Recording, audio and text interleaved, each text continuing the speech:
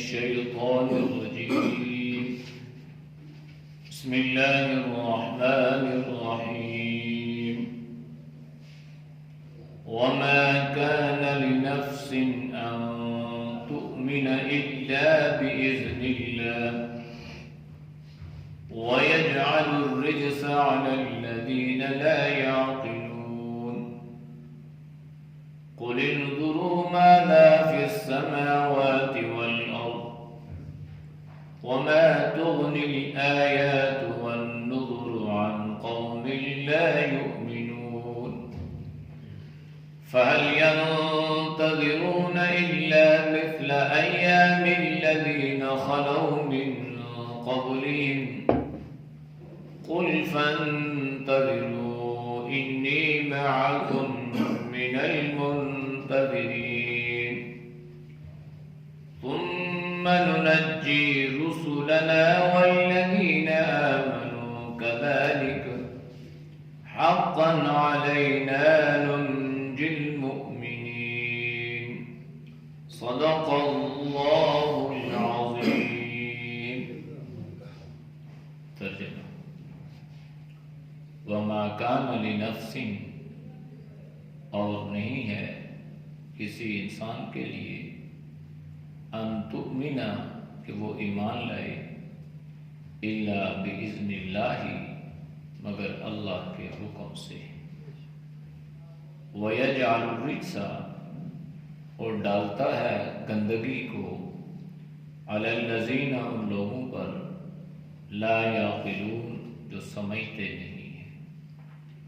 قل کہہ دیجئے انظروا دیکھو ماذا کیا ہے فی السماوات آسمانوں میں والارض اور زمین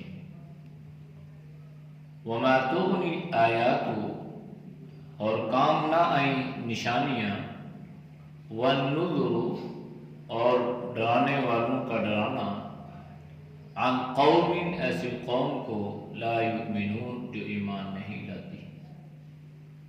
فعل پس کیا ینتظرون انتظار کر رہے ہو الا مگر مثل ایام دن کے الذین وہ لوگ خلو جو گزر چکے ہیں من قبلہم ان سے پہلے. قل کہہ دیجئے فانتظروا پس انتظار کرو انی معکم بے شک میں تمہارے ساتھ من المنتظرین انتظار کرنے والوں میں سے ہوں. ثم پھر ننجی ہم نجات دیتے ہیں رسولنا اپنے پیغمبروں کو والذین اور ان لوگوں کو آمنوا جو ایمان لائے کذالک اسی طرح حقا ذمہ ہے علینا ہم پر ننجی المؤمنین ہم نجات دیتے ہیں ایمان والوں کو یا ایمان والوں کی نجات کا ذمہ.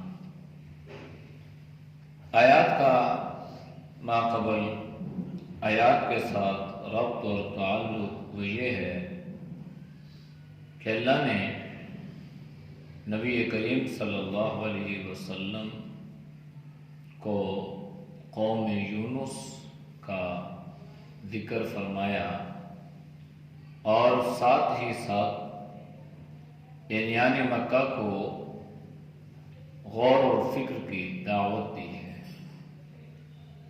کہ قوم یونس نے جب اللہ کے عذاب کو دیکھا تو اللہ کے سامنے سجدہ ریز ہو گئی.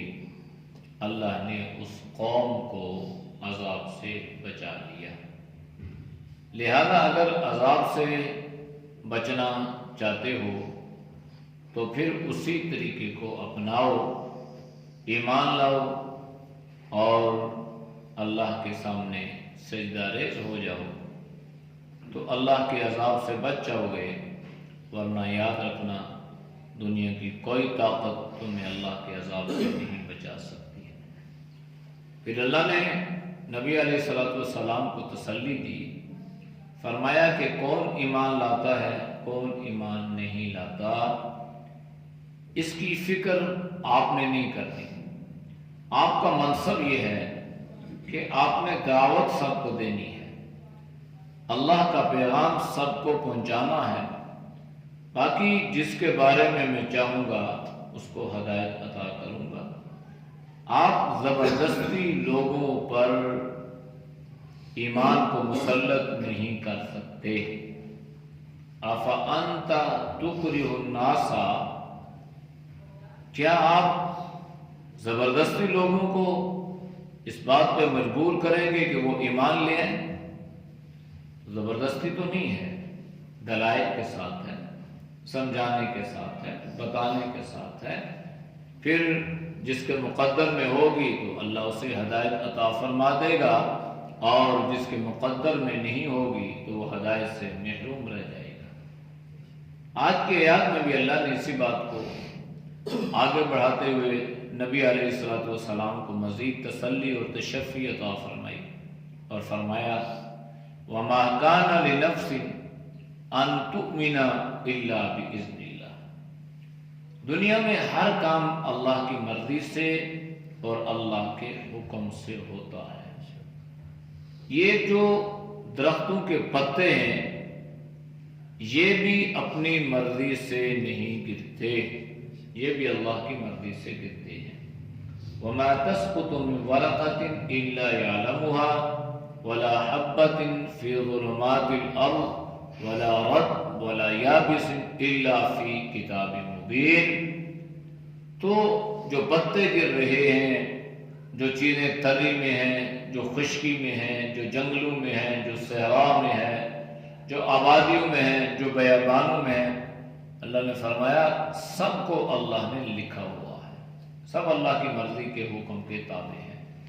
لہذا اللہ نے فرمایا وَمَا كَانَ لِنَفْسٍ، نہیں ہے کسی انسان کے لیے ان تؤمن، کہ وہ ایمان لائے، الا باذن اللہ، مگر اللہ کی اجازت کے ساتھ، اللہ کے حکم کے ساتھ۔ اللہ کا حکم عام بھی ہے، خاص بھی ہے۔ نبی علیہ الصلوۃ والسلام کا مشن، آپ کا پیغام اور آپ کے دنیا میں آنے کا جو مقصد تھا وہ لوگوں کو اللہ کی طرف بلانا تھا، جس کو آپ دعوت الی اللہ کہتے ہیں، کہ اللہ کی طرف بلانا، اللہ کا پیغام۔ اب جب لوگ آپ پر ایمان نہ لاتے بلکہ آپ کی مخالفت اور دشمنی میں حد سے تجاوز کرنے لگے تو نبی علیہ الصلوۃ والسلام پر یہ بات بہت ناگوار گزرتی، آپ پریشان ہو جاتے کہ بھئی یہ لوگ ایمان نہیں لا رہے اور یہ کل جہنم کا ایندھن بنیں گے، لہذا یہ جہنم کا ایندھن بننے سے بچ جائیں۔ اللہ نے آپ کو یہ فکر عطا فرمائی تھی، ہر انسان کی قیامت تک آنے والے ہر امتی کی فکر جو ہے یہ اللہ نے آپ صلی اللہ علیہ وسلم کو عطا فرمائی تھی۔ اس لیے آپ جب کوئی آپ پر ایمان نہ لاتا تو آپ غمگین ہوتے، آپ دکھی ہوتے، آپ افسردہ ہو جاتے، آپ پریشان ہو جاتے کہ یہ کل جہنم کا ایندھن بنیں گے، لہذا انہیں چاہیے کہ یہ ایمان لے آئیں۔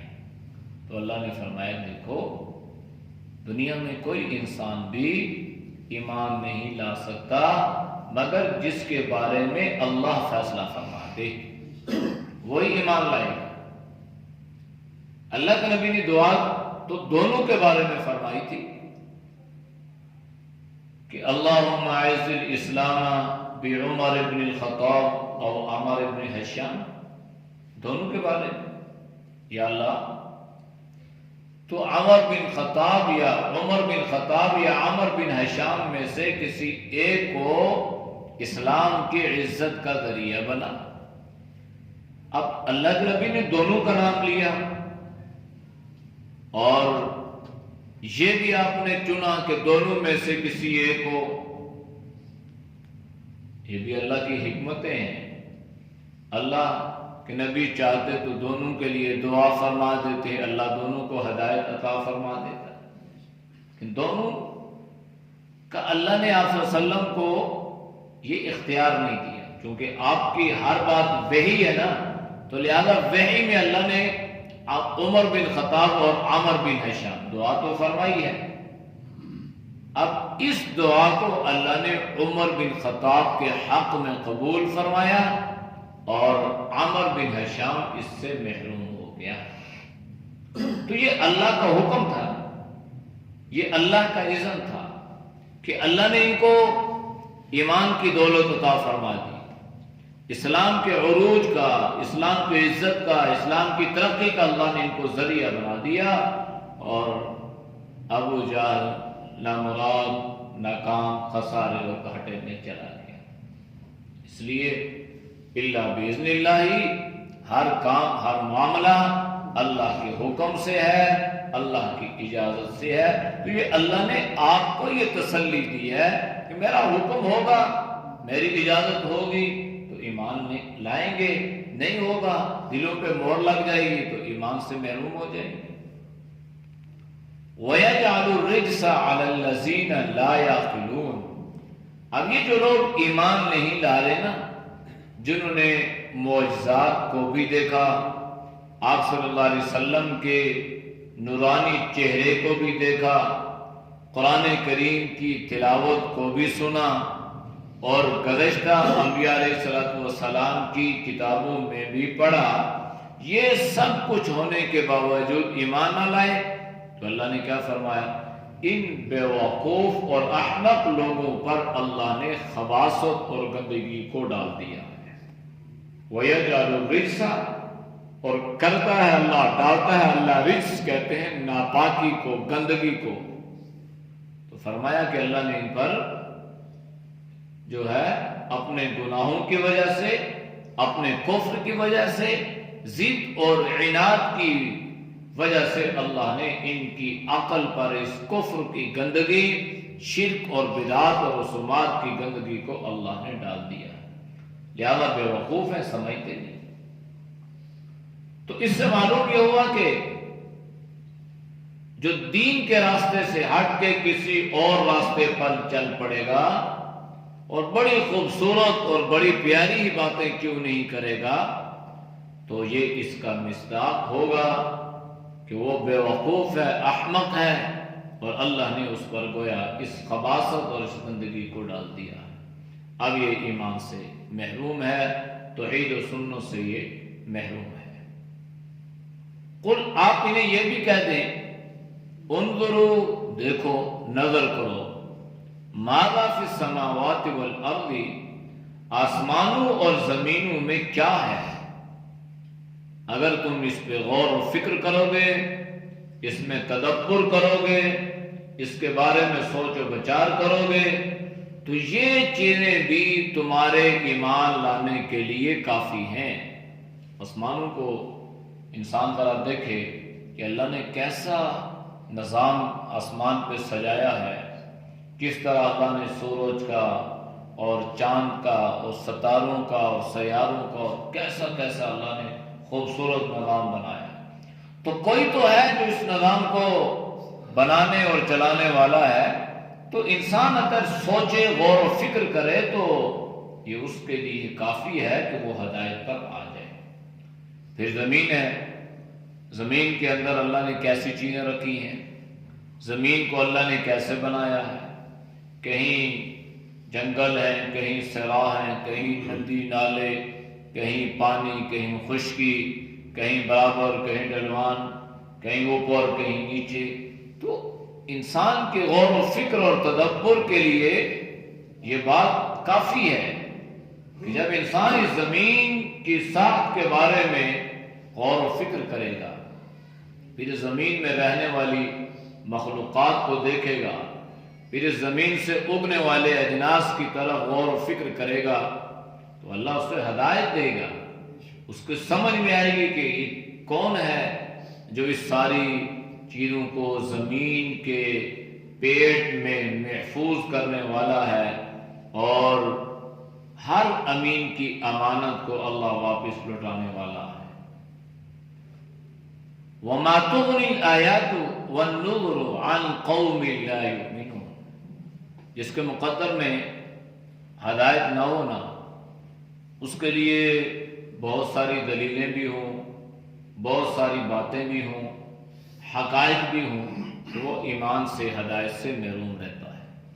تو فرمایا کہ کام نہ آئیں نشانیاں، معجزات، نشانیاں، دلائل، والنذر، اور ڈرانا، انبیاء نے ڈرایا، واعظین نے ڈرایا، مبلغین نے ڈرایا، ڈرانے والے ڈراتے رہے، نشانیوں کو دیکھتے رہے، لیکن وہ قوم جو ایمان نہیں لاتی، یہ قوم ان ساری چیزوں سے محروم رہ جاتی ہے۔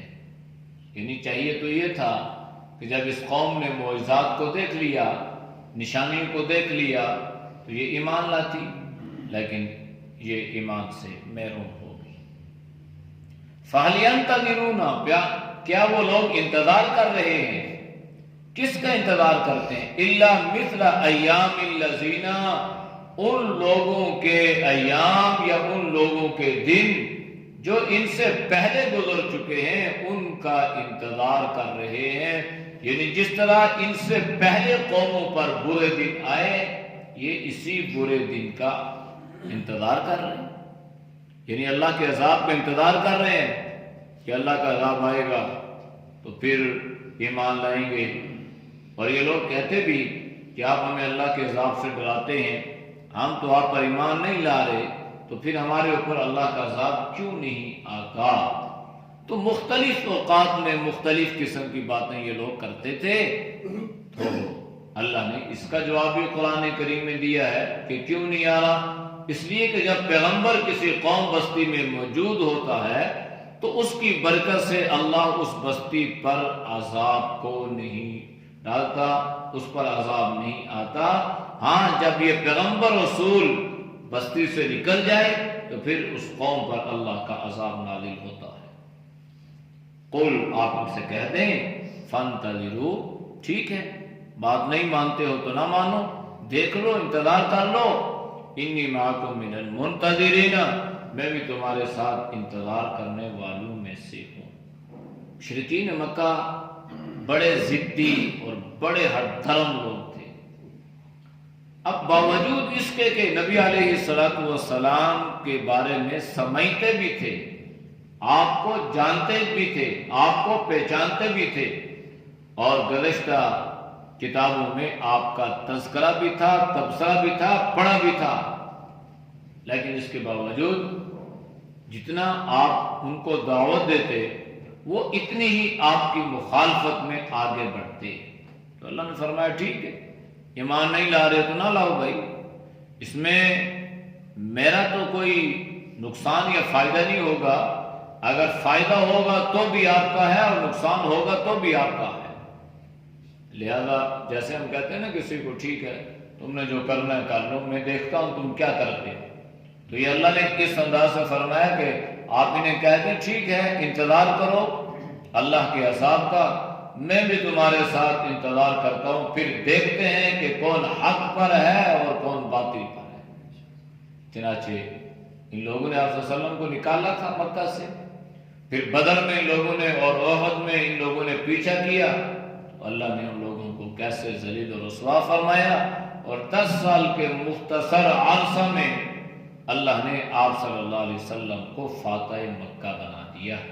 تو یہ تھا دیکھنا، انتظار کرنا، دیکھتے ہیں تمہارے ساتھ اللہ کی مدد ہے یا میرے ساتھ اللہ کی مدد ہے۔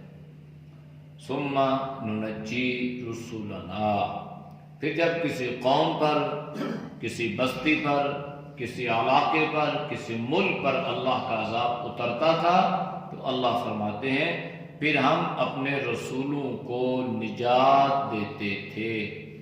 ننجی، ہم نجات دیتے ہیں، رسولنا، اپنے پیغمبروں کو۔ تو نجات دینے والا کون ہے؟ اللہ۔ اس لیے یہ بہت زبردست قسم کا عقیدہ اور نظریہ اللہ نے قرآن میں بیان فرمایا، اور بہت سارے غلط نظریات اور عقائد کی اللہ نے تردید فرما دی کہ کوئی نجات دینے والا نہیں ہے، ہم نجات دینے والے ہیں۔ اور نجات کس کو دے رہے ہیں؟ رسولنا، اپنے پیغمبروں کو۔ پیغمبر بھی اللہ کی مدد سے نجات پاتا ہے۔ والذین آمنوا، اور وہ لوگ جو ایمان لائے، یعنی جس طرح اللہ اپنے پیغمبر کو عذاب سے نجات عطا فرماتا ہے، آسمانی عذاب ہو یا زمینی عذاب ہو، پیغمبر کو اللہ محفوظ فرماتا ہے، اسی طرح اللہ ایمان والوں کی بھی حفاظت فرماتا ہے، اور ایمان والوں کو بھی اللہ نجات عطا فرماتا ہے۔ یہ اللہ نے قرآن کریم میں وعدہ فرمایا ہے۔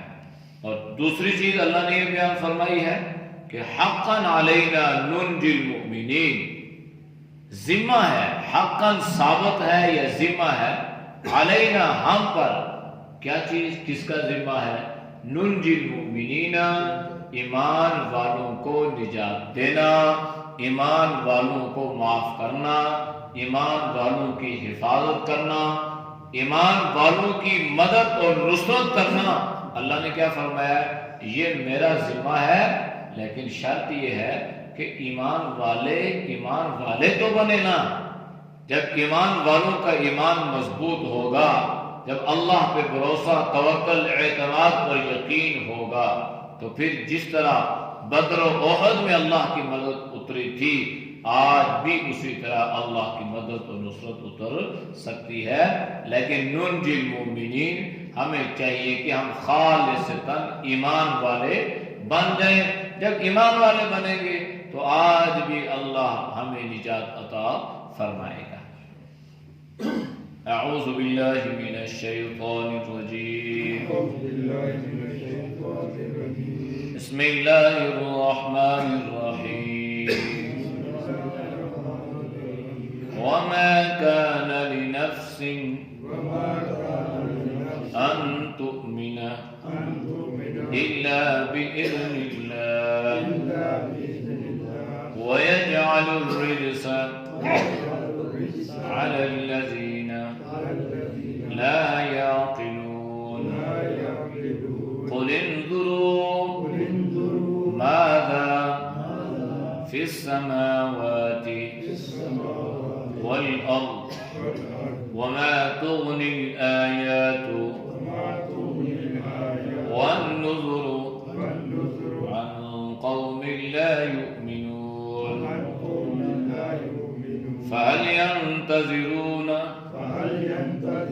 إلا مثل أيام الذين خلوا من قبلهم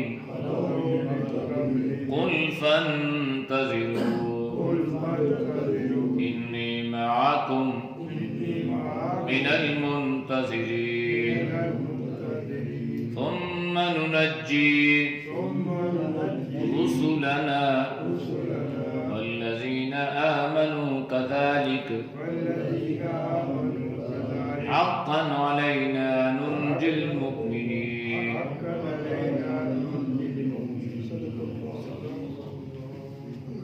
الحمد لله رب العالمين والعاقبة للمتقين والصلاة والسلام على خير خلقه محمد وعلى آله وأصحابه أجمعين۔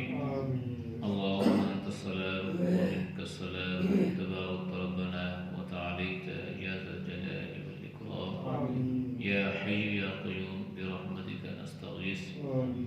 یا اللہ ہم سب کے صغیرہ کبیرہ گناہوں کو معاف فرما، گناہوں سے حفاظت فرما۔ یا اللہ ہر طرح کی گندگی سے، خباثت سے، نجاست سے، حماقت سے، قدرتوں سے اللہ تو ہم سب کی حفاظت فرما۔ یا اللہ عقل سلیم عطا فرما، یا اللہ قلب سلیم عطا فرما۔ یا اللہ ہماری جان کو، ہمارے مال کو، یا اللہ ہماری اولاد کو دین کی سربلندی کا ذریعہ بنا۔ یا اللہ دین کے پھیلانے کا ذریعہ بنا۔ یا اللہ جتنے دوست و بزرگ تیری رضا کے لیے درس قرآن سنتے ہیں، اللہ ان کے سننے کو قبول فرما۔